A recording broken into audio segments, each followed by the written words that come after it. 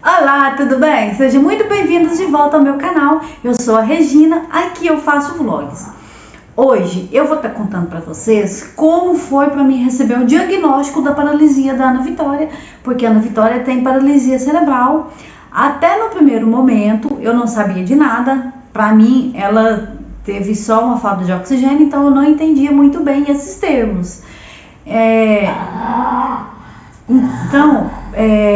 Para quem viu a primeira parte, eu falei que eu ia contar como que foi para mim descobrir, né, e tal, depois que ela saiu do hospital. Então, uns barulhos que vocês estiveram ouvindo é ela, porque ela tá ali, ela acha que eu tô conversando com ela. Então, assim que nós saímos do hospital, nós veio de BH, que ela saiu do CTI, nós ficou 2 dias, eu fiquei com ela 2 dias internada aqui, né, no hospital aqui em Nova Serrana. E quando nós saiu, o pediatra me deu um relatório para me levar ela no neurologista. A princípio, eu pensei que fosse só para passar alguma medicação, alguma coisa assim, porque ela estava tomando o fenobarbital, né? Então, para mim era só para isso, que era para ver se ia passar mais medicamento. E graças a Deus, aqui em casa, nesse primeiro momento, no dia que quando eu cheguei com ela não teve mais crise. As crises mesmo fortes que ela não teve, que ela teve quando ela nasceu. Aqui em casa nunca mais ela teve convulsão forte, nem grave. Aí nós levou ela no Dr. Alex, que é o médico que acompanha ela até hoje, é o neuropediatra. Assim, foi um anjo que Deus colocou na nossa vida, porque eu falo isso porque assim, eu me dei super bem com ele e ela também, porque eu acho assim que o médico, você tem que ter confiança nele, e eu confio no Dr. Alex. Então assim, desde criança ele que acompanha ela e tal, mesmo particular, aqui na PAI também é ele que acompanha. Aí, quando eu cheguei com ela lá, né, eu contei tudo que tinha acontecido e tal, ele pediu alguns exames dela, e aí nós fez aqueles exames. Alguns exames foi ele que fez mesmo. Eu não sei como é que fala, mas é tipo um ultrassom que faz da cabeça. Não sei o termo correto do exame. Eu sei que ela fez vários exames. Aí, quando ele, né, nós levou para ele o resultado, aí quando ele estava fazendo, né, a ultrassom da cabecinha, ele falou assim que o que menos prejudicou nela foi audição e visão. Aí ele falou assim que durante, né, que devido às crises de falta, às crises de convulsão e a falta de oxigênio, o cérebro dela murchou e deu tipo água, alguma coisa assim. Só que aí eu fui e falei com ele, tem perigo de dar microcefalia, alguma coisa assim, hidrocefalia? Perdão, gente, hidrocefalia. Ele falou assim que não tinha esse perigo, né? Então eu fui e já comecei a ficar meio assim, só que eu não sabia na realidade o que era, né? Aí quando ele avaliou ela direitinho, olhou os resultados de exame, aí ele foi e falou assim, olha, ela vai ter que fazer fisioterapia pro resto da vida, e se ela andar, ela vai demorar muito, porque a paralisia que ela teve foi em todo o cérebro, né, o trauma que ela teve, porque algumas crianças atingem só um lado do cérebro ou só uma partezinha, o dela não, o dela foi geral. Aí ela assim, o quadro dela é bem assim, bem grave mesmo, né? Ela tem paralisia cerebral. E com o passar do tempo, eu fui, quando ele falou que ela, né, o que ela tinha, eu pensei comigo, eu não sou preparada para ser a mãe dela, eu não dou conta, porque ela precisa de uma mãe melhor. Eu me senti inútil para cuidar dela. Mas aí Deus foi me dando força, foi me mostrando como que eu ia cuidar dela. Hora nenhuma eu quis deixar ela. Aí quando ele me falou que ela tinha isso, aí que eu fui me apegando, fui cuidando dela mesmo, de tudo que precisava de fazer, nós estávamos fazendo. O pai dela, hoje eu sou divorciada, antes o pai dela, tudo que precisava de fazer, às vezes ela começava a passar mal, o pai dela corria com ela para o hospital já, ficava doidinho.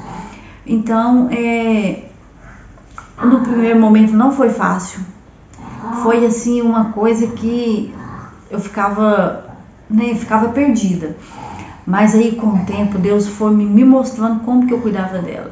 Aí ela começou a ter muita crise de pneumonia, bronquite, aí teve uma vez que ela internou com bronquiolite, sabe? Aí a partir daí nós descobrimos que ela tinha bronquite, aí ela começou a usar bombinha. Aí as bombinhas, ela participava de um projeto no posto de saúde que chamava Super Ar. Aí ela ia na consulta, primeiro ela começou a ir, me parece que 2 vezes na semana, de tão grave que ela estava. Aí ela usava a bombinha, ela usava o Aerolim 2 vezes por dia e o Clemil 1 vez só. Aí, não, o Clemil era de manhã e à noite e o Aerolim de 6 em 6 horas, no início. Aí depois, quando ela foi melhorando, aí já foi diminuindo a minha ida lá. Aí passou de 15 em 15 dias, 1 vez na semana, depois de 15 em 15 dias, de mês em mês. Aí ele foi até de 3 em 3 meses, 4 em 4 meses. Agora hoje ela não faz mais, assim, eu não levo ela porque graças a Deus ela não tem mais, assim, bronquite, né? Às vezes, um dia ou outro, quando o tempo muda, aí ela dá uma crise de bronquite, mas assim, já passa rapidão. Mas ela não fica daquele jeito que ela ficava antes. Aí, quando o médico me deu o relatório dela, aí eu levei, me deu o laudo dela, ele encaminhou ela na PAI, aí ela começou a fazer fisioterapia. A princípio eu pensei que era só fisioterapia. Aí ela começou a fazer fisioterapia, fonoaudiologia, terapia ocupacional, fisioterapia. E quando ela ela sempre teve dificuldade para alimentar pela boca, ela engasgava. Aí quando ela tinha 7 anos, eles me indicaram para fazer um exame nela, que é o videodeglutegrama, para ver como que estava, se ela conseguia engolir direito, porque eles achavam que estava indo para o pulmão. Só que eu tinha quase certeza, né? E eles também. Aí foi feito o exame e constatou que parte da comida estava indo para o pulmão. Esse videodeglutegrama é como se fosse um raio-x da pessoa em movimento. Aí eu dou ela, o que ela tinha mais dificuldade, o que ela mais comia era o Danoninho. Aí eles misturou um medicamento no Danoninho, aí eu dei ela e ela engoliu, e quando ela foi para engolir, percebeu que estava indo parte para o pulmão. Aí eles me indicaram a sonda. Meu pai não quis que colocasse a sonda nela. Ela começou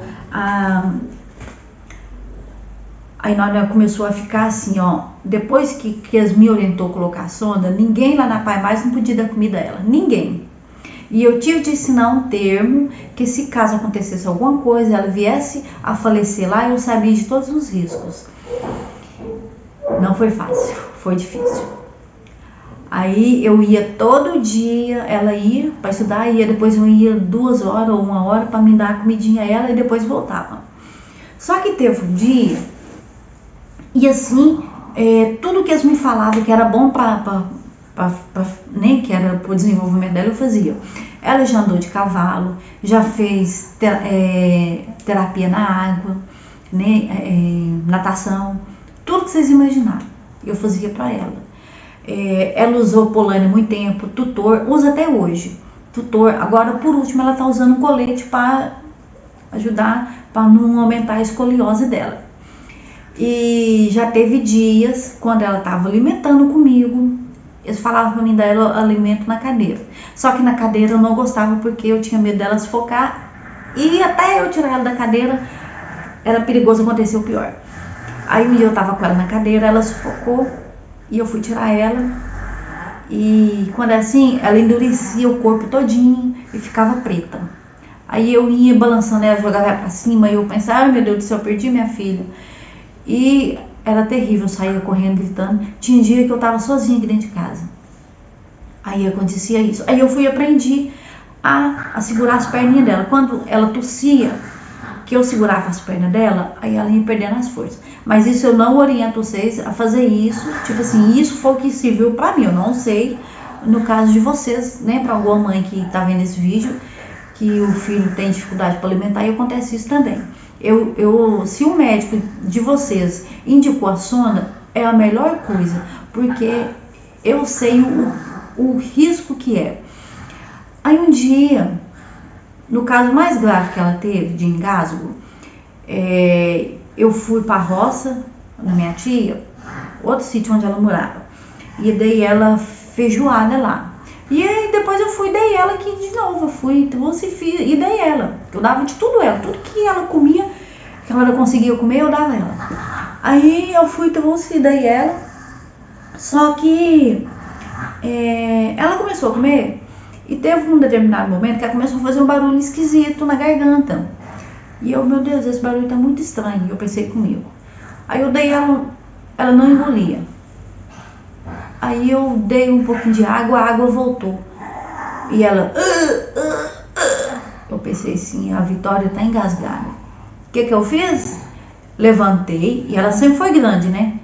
Peguei as perninhas dela, segurei as perninhas dela no meio das minhas pernas, pus ela assim, ó, nessa posição, e dei um murro nas costas dela. O murro não, eu fiz assim, ó. Ao que eu fiz assim, o osso caiu lá no chão. Gente do céu, mas vocês não têm noção, eu tava indo pra igreja, vocês não têm noção o aperto que eu passei. Aí a partir desse dia, nem aí, teve um dia que eu levei ela, fiz o mesmo percurso. Fui lá na PAI, dei ela o alimento, só que quando eu dei ela, eu voltei, passou um pouquinho tempo, eles trouxeram ela pra mim, porque ela tinha sufocado. Porque o que acontecia? Ela alimentava. Às vezes, na hora, eu achava que estava tudo bem. Só que, como ela tem refluxo, voltava o alimento. E ela não conseguia engolir direito. Então, às vezes, ficava resto de comida na garganta dela. Porque o que acontece no caso da Ana Vitória? E da maioria das pessoas, né, das crianças que têm paralisia cerebral. Todo ser humano tem duas aberturas. Eu vou falar do jeito que eu entendo. Tem duas aberturas na garganta. Uma abertura da respiração e outra abertura que vai pro estômago. Quando a gente está respirando, a parte do estômago fecha, aquela abertura do estômago fecha, então não vai comida. Tipo assim, se você também não está comendo. Agora, quando você começa a mastigar, o seu cérebro entende que você vai engolir alguma coisa e já prepara para abrir a parte do estômago para ir. E fecha, e automaticamente fecha a parte do pulmão. Só que no caso da Ana Vitória, o cérebro dela não consegue mandar esse comando a tempo. Ele, digamos que é atrasado. Ele vai mandar a resposta, só que a resposta chega bem atrasada. Aí é onde que a Ana Vitória engasga, que aí ele não fecha a parte do pulmão a tempo e vai parte para o pulmão. Então, por isso que a Ana Vitória engasgava, né? E devido os engasgos dela e tal, e a maioria das outras pessoas também. Mas aí esse dia ela sufocou, ela na PAI, me chamou, e eu pensei, me pediu para me ir lá, e quando eles começaram a me contar, eu comecei a chorar, porque eu chorava demais, e meu pai não queria colocar sonda nela de jeito nenhum, e eu pensei, eu fui, orei e falei, meu Deus, permita que aconteça alguma coisa para que o meu pai possa entender que tem que colocar a sonda, seja feita a tua vontade, mostra pro meu pai. Aí ela teve esse engasgo, aí eu fui, chamei meu pai, pedi ele para ir lá, mais a minha tia. E aí a minha tia resolveu ir com ele. E quando ele chegou lá, eles contaram para ele o que tinha realmente acontecido. Aí que ele foi entender o que estava acontecendo. Que eles contou a ele que, né, se acontecesse aquilo de novo, que talvez ela não resistiria, que se tivesse outras crises, né, se ela continuasse comendo pela boca, ela podia engasgar e não voltar mais. Mas eu sabia de tudo isso. Aí ele foi e aceitou de boa colocar a sonda nela. Mas assim, confesso pra vocês que não foi fácil. E antes disso, ela já fez cirurgia no tendão. Antes de colocar a sonda, ela fez cirurgia. Não, a sonda foi depois. Primeiro a sondinha e depois ela fez cirurgia no tendão. Mas antes, ela fez cirurgia na adenoide, porque ela tinha muita saliva, então ela roncava muito. Nós achava que era por causa disso. Pode ser que era também, mas ela já era, né? Por causa da saliva dela que ficava, ela não conseguia engolir. Aí nós fez um vídeo, nós fez um exame que chama videonasofaringolaringoscopia. Eu te desafio a falar esse nome. Videonasofaringolaringoscopia. Gente do céu, eu fazia desafio com os meninos para eles falar esse nome, porque é um nome enorme, né? Então, pessoal, eu vou ficando por aqui. Essa foi a parte que eu contei para vocês, como que foi para mim descobrir, né, sobre o diagnóstico da Ana Vitória, que até então eu não entendia, né? Eu não sabia o que era paralisia cerebral. Eu pensava que era outra coisa, né?